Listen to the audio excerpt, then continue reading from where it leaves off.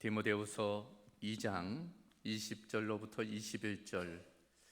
자, 두 절이니까 우리 같이 함께 이 말씀 읽도록 하겠습니다. 큰 집에는 금그릇과 은그릇뿐 아니라 나무그릇과 질그릇도 있어 귀하게 쓰는 것도 있고 천하게 쓰는 것도 있나니, 그러므로 누구든지 이런 것에서 자기를 깨끗하게 하면 귀히 쓰는 그릇이 되어 거룩하고 주인의 쓰심에 합당하며 모든 선한 일에 준비함이 되리라. 아멘. 자, 오늘 11월 세 번째 주일 맞아 함께 읽은 디모데후서 2장 20절로 21절 말씀 통해서 주인이 쓰는 그릇이라는 제목으로 함께 말씀 나누겠습니다. 자, 오늘 말씀은 디모데 후서네요. 바울의 서신서 중에 하나입니다. 신약 27권 중에 거의 반수가 13권이 바울의 서신서예요. 교회에 보낸, 성도들에게 보낸 편지라 할 수 있습니다. 그 중에 가장 나중에 기록한 서신서가 바로 이 디모데 후서입니다. 지금 바울은 로마의 감옥에 갇혀 있어요. 이제 곧 죽음을 맞이할 입장입니다. 그런 마지막 순간에 자신의 영적 아들이라고 할 수 있는 디모데에게 유언과 같은 지금 편지를 보내고 있는 거예요. 그러니까 디모데 후서의 내용은 중요한 내용이겠죠. 마지막 하고 싶은 말씀, 마지막 당부하고 싶은 내용이기 때문입니다. 그것은 단지 디모데에게 부탁하는 말씀이 아니겠죠. 우리가 성경을 읽을 때는 늘 그것을 나에게 주시는 말씀으로 받아야 되기 때문에, 그러므로 오늘 이 말씀은 또 우리를 향한 말씀인 줄로 믿습니다. 자, 이 말씀을 통해서 지금 바울은 주인이 쓰는 그릇이 어떤 그릇인지를 지금 이야기하고 있어요. 자, 오늘 말씀 이걸 근거로 이제 세 가지를 함께 살펴보려고 합니다. 그 첫 번째는 집에는 다양한 그릇이 있다는 것입니다. 한번 따라해 보겠습니까? 집에는 다양한 그릇이 있습니다. 자, 20절 보니까 큰 집에는 금그릇과 은그릇뿐 아니라 나무그릇과 질그릇도 있어 귀하게 쓰는 것도 있고 천하게 쓰는 것도 있나니 라고 되어져 있어요. 그러니까 집에는 이제 다양한 그릇이 있다는 그런 내용입니다.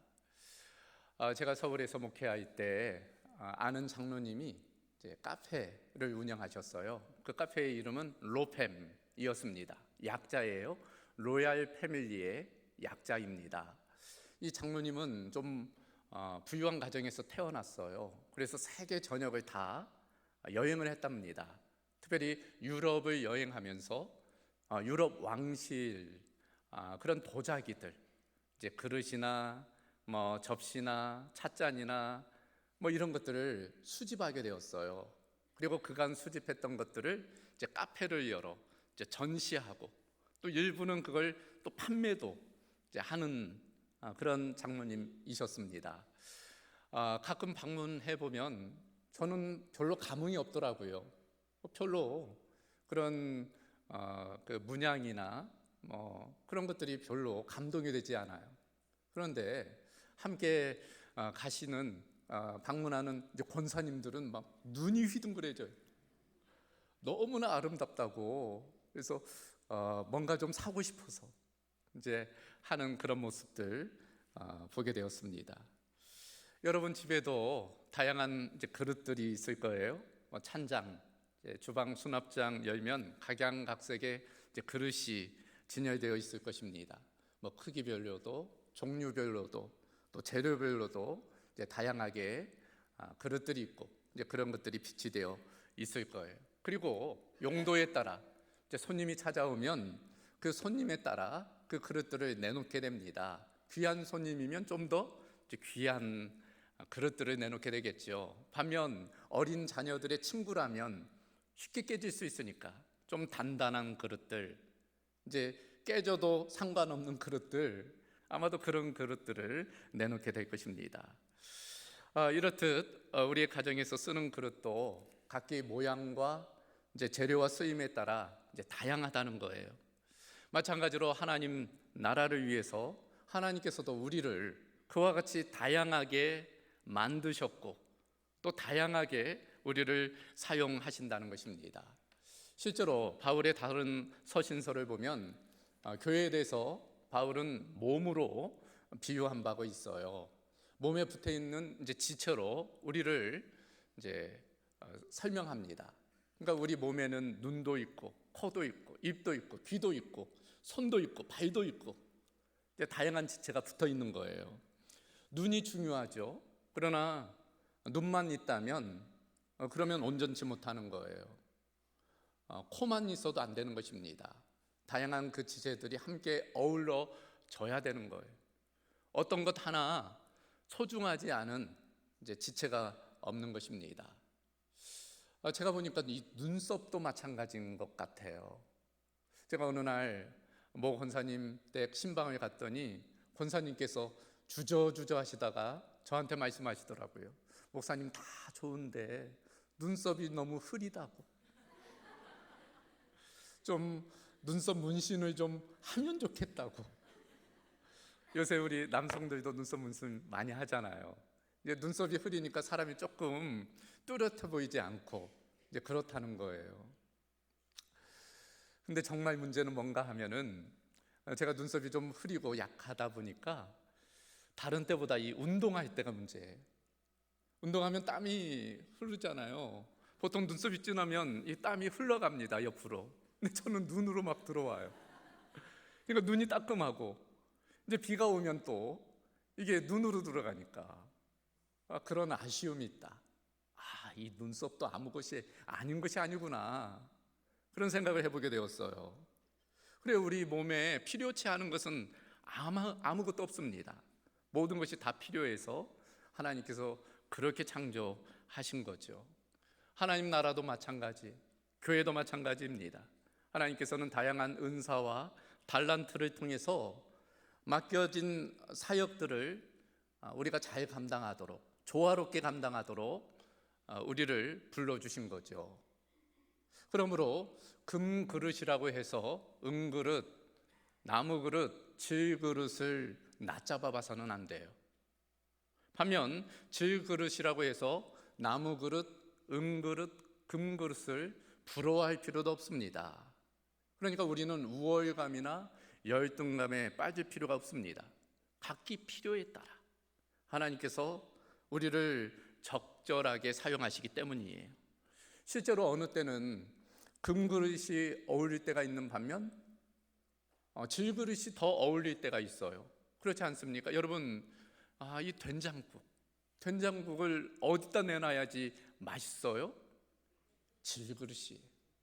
이왕이면 옹기그릇에 이 된장국을 담아내면 그게 참 맛있는 거예요. 그걸 만약 금그릇에 담는다 생각하면 좀 어울리지 않을 것입니다.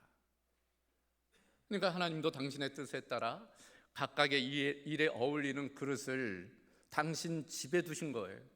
그러면 우리는 서로가 서로를 존중하며 주어진 자리에서 맡은 바 최선을 다하면 되는 것입니다.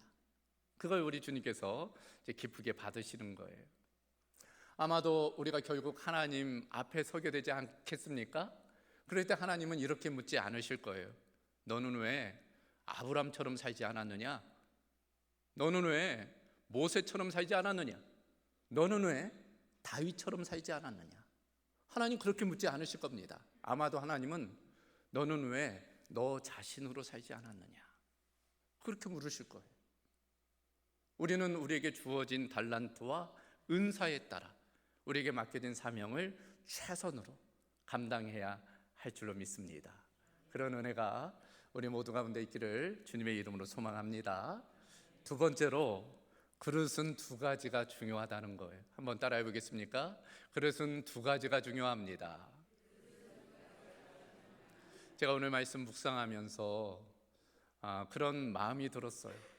이 그릇은 참 두 가지가 중요하다.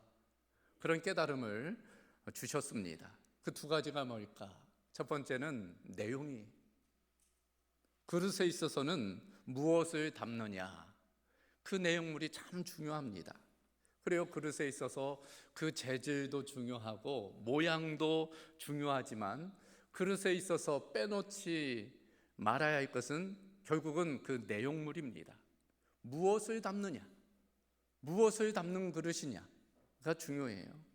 만약 그릇에 밥을 담으면 이제 밥그릇이 되는 거예요. 사람들을 먹이는, 생명을 살리는 귀한 밥그릇이 되는 겁니다. 그릇에 보물이 담기면 이제 보물 상자가 되는 거죠. 그러니까 뭐 아무리 나무로 만들어졌다고 해도 그 나무 상자 안에 보물이 담겨져 있으면 그것은 보물 상자가 되는 것입니다. 만약 그릇에 소변이 담기면 어떻게 될까요? 그건 요강입니다. 아무리 금으로 만들어졌다고 해도 그것은 요강이, 그것을 품고 살 수는 없어요. 냄새 나잖아요. 그러니까 무엇을 담느냐가 참 중요합니다. 우리도 마찬가지예요. 우리의 겉모습도 중요하지만 우리의 마음에 무엇을 담느냐가 중요합니다. 우리의 가치는 바로 거기에 있어요. 사도 바울은 고린도후서 4장 7절에 이렇게 말씀합니다. 우리가 이 보배를 질그릇에 가졌으니 이는 심히 큰 능력은 하나님께 있고 우리에게 있지 아니함을 알게 하려 함이라. 우리는 질그릇과 같은 존재라는 걸. 그런데 질그릇과 같은 우리 안에 무엇이 담겨져 있다고요? 보배가. 이 보배가 무엇일까요? 예수 그리스도, 복음, 생명, 바로 그거예요. 우리의 가치는 바로 우리 안에 담겨진 그 보화인 것입니다. 그래서 그릇 자체도 중요하지만 그 내용물이 중요하다. 두 번째 중요한 것이 무엇일까? 쓰임이. 결국 그릇의 쓰임이 중요합니다. 그래서 오늘 본문을 여러분 다시 살펴보면 반복되는 단어가 있어요. 쓰이다는 단어입니다.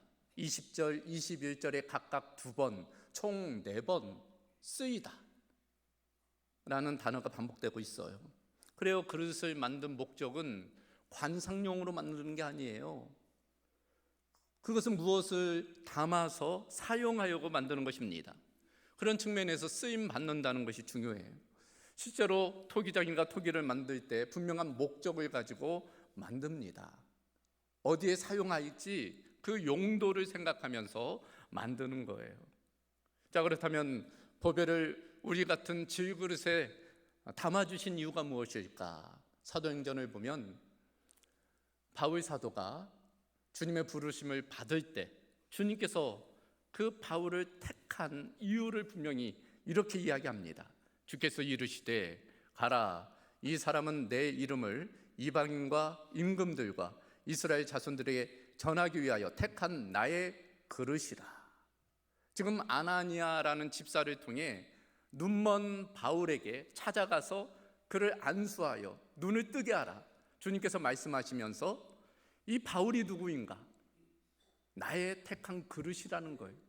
그 목적은 내 이름을 이방인과 임금들과 이스라엘 자손들에게 전하기 위하여 내가 그를 택하였다 라고 말씀하고 있는 거예요. 그러니까 우리 질그릇 안에 주님께서 그 보배를, 복음을, 생명을, 예수 그리스도를 우리에게 담으신 이유는 그것을 전하기 위함이라는 것입니다. 단지 바울일까요? 그렇지 않아요. 로마서 9장 24절에 따르면 이 그릇은 우리니 곧 유대인 중에서뿐 아니라 이방인 중에서도 부르신 자니라. 그러니까 우리 모두는 그런 목적으로, 그런 쓰임으로 주님께서 부르셨다는 거예요. 그러므로 그릇의 용도는 1차적으로는 무언가를 보관하는 것이고 2차적으로는 그것을 전달하는 것, 그게 중요한 것입니다. 그릇 안에 담겨있는 그 귀하고 가치 있는 그 보배, 예수를, 생명을, 복음을 이제 전달하는 것이 중요해요. 그런 측면에서 전달하는 자가 누구냐? 그게 참 중요한 일입니다. 복음은 그저 말이나 전단지로 전해지는 것이 아니기 때문이에요. 우리 자신이 바로 그 통로가 되기 때문입니다. 물론 말이 필요해요. 때로는 전단지도 필요합니다. 하지만 그런 것은 그저 보조적인 역할일 뿐이에요. 이 복음은 결국은 우리 성도들의 삶을 통해서 전달할 수밖에 없기 때문입니다. 복음이 우리 안에, 또 우리 공동체 안에 그 복음이 충만할 때, 즉 하나님께서 우리에게 하신 일들, 예수 그리스도 통해서 하신 일들, 그 자유와 기쁨과 해방을 우리가 충분히 누리며 그 아름다우심을 우리가 찬양하며 기뻐할 때, 그것이 세상 가운데 흘러가게 되는 것입니다. 그런 측면에서 우리 안에, 우리 공동체 안에 우리가 그 복음이 충만하게 담겨져야 돼요. 그리고 그것을 우리가 전해야 되는 것입니다. 여러분, 크리스토퍼 라이트라는 분의 하나님의 선교, 하나님의 백성의 선교라는 책이 있어요. 여기 보면 그런 내용이 나옵니다. 이 복음이라는 소식은 일반 편지를 전달하는 것 같이 전달할 수 없다는 거예요. 즉 복음이라는 것은 우편 집배원이 편지를 전달하는 것처럼 전달하는 것이 아니라는 것입니다. 그러면 사실 우편 집배원이 편지를 전달할 때 편지를 갖다 주면 그만이에요. 그 사람이 누구냐는 아무 문제가 없습니다. 다만 그 우체통에 그 편지를 집어넣으면 그의 사명은 끝나요. 그가 전날 과음을 했든지, 그가 전날 누구를 때렸든지, 심지어 전날 간음을 했든지 아무 상관이 없습니다. 다만 편지만 전달하면 그의 역할은 끝나는 거예요. 그러나 복음은 전혀 그렇지 않습니다. 복음은 그것을 전달하는 그 사람의 인격과 삶을 통해서 전달되기 때문이에요. 그런데도 우리는 종종 복음을 단순히 우체부가 편지를 전달하는 것처럼 전달하는 것으로 생각할 때가 있어요. 전혀 그렇지 않습니다. 우리의 삶을 통해서 우리가 복음을 전해야 되는 거예요. 그것이 영향력이 되는 것입니다. 제가 어느 북한 내지 선교사님을 아는데, 그분은 한국 분이시지만 외국 국적을 가지고 계세요. 그래서 북한에 드나들 수가 있습니다. 오랜 기간 북한 선교를 했어요. 10년, 15년 장기간 북한 선교를 했습니다. 하지만 우리가 잘 알다시피 북한에서 예수의 옛자도 꺼낼 수 없어요. 다만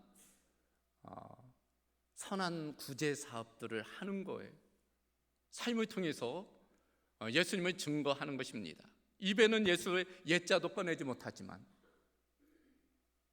그런데 어느 날 북한 간부를 만났다는 거예요. 이 간부들은 참 거칠고 딱딱하고 절대로 자기 속내를 내비치지 않는다는 거예요. 근데 어느 날 이 북한 간부가 술에 취해가지고 자기를 찾아와서 이렇게 이야기하더라는 것입니다. 선생, 우리는 선생 같은 사람이 가장 무섭소. 왜 그러냐고 물었다는 거죠. 그랬더니 우리 북한에서 사상교육을 어려서부터 철저히 받는다는 거예요. 그런데 선생 같은 사람과 6개월만 만나면 그것이 무너지기 시작한다는 거예요. 그것이 흔들리기 시작한다는 거예요. 문제는 그것을 누가 알까 봐 겁이 난다는 거예요. 혹시 알면 잡혀가서 이제 갇히고 죽을 수 있잖아요. 그러니까 그것이 들키지 않으려고 그렇게 노력한다는 거예요. 근데 술을 먹으면 자신의 감정이 통제되지 않아가지고 이것이 자기도 모르는 사이에 갑자기 튀어나올까 봐 갑툭 튀죠. 갑툭 튀. 그럴까 봐 그렇게 걱정이 된다는 거예요. 영향력입니다. 여러분, 우리도 그런 삶으로 복음을 전하는 사람이 돼야 돼. 그러기 위해서 우리를 주님은 그릇으로 빚으셨고 그 안에 주의 보배를 담아주셨고 이제는 그것을 나누도록 우리를 사용하시는 줄로 믿습니다. 우리 모두가 그런 모습으로 살아가는 은혜가 있기를 주님의 이름으로 축원합니다. 마지막 한 가지 더, 주님은 결국 준비된 그릇을 사용한다는 것입니다. 한번 따라해 보겠습니까? 주님은 준비된 그릇을 사용합니다.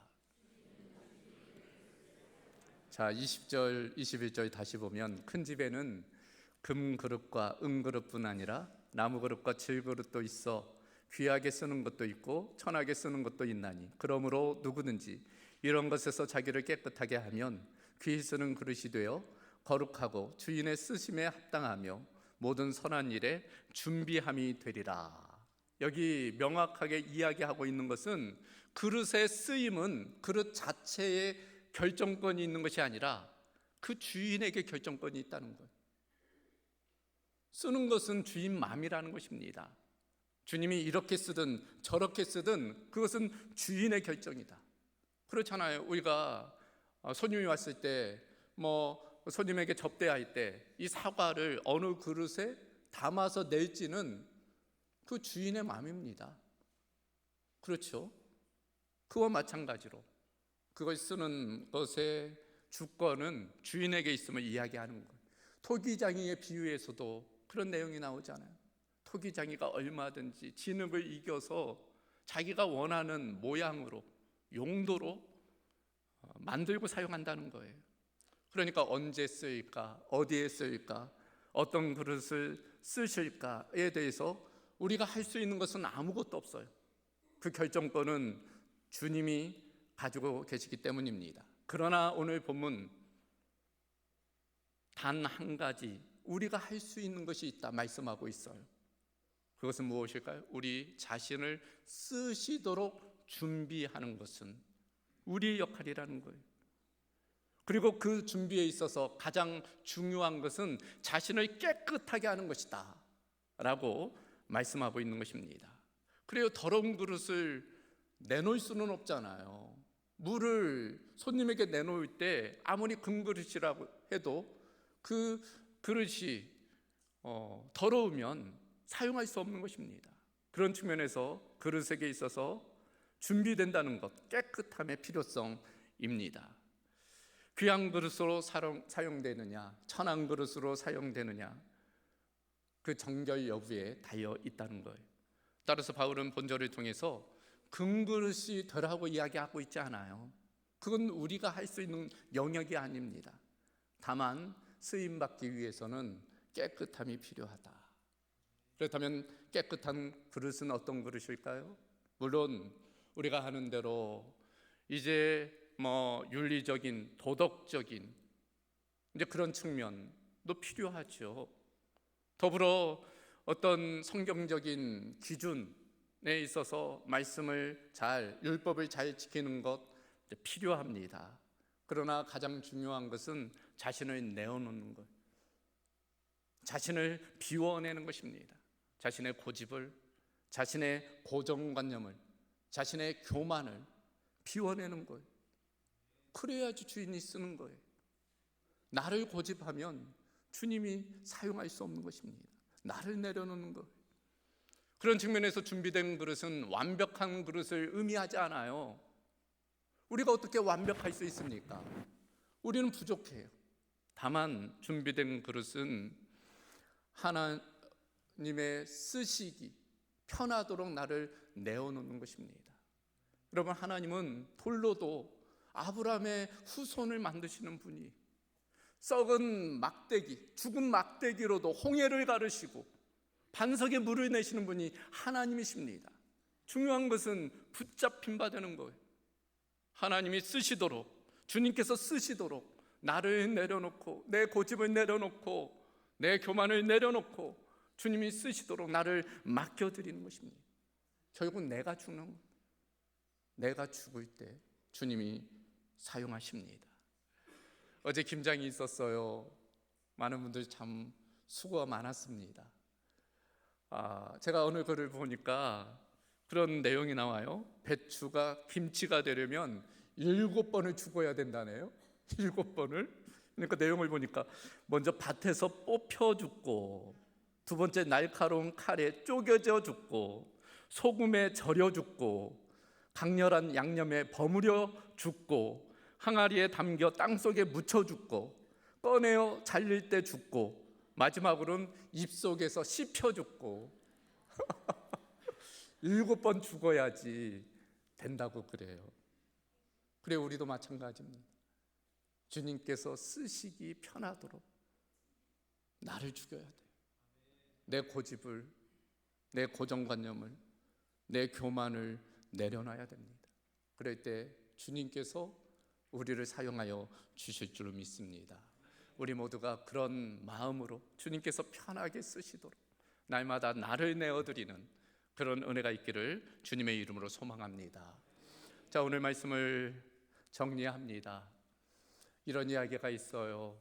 어느 토기장이가 토기를 만드는데 다양한 토기를 만드는 거예요. 아름다운 토기도 만들고 항아리도 만들고.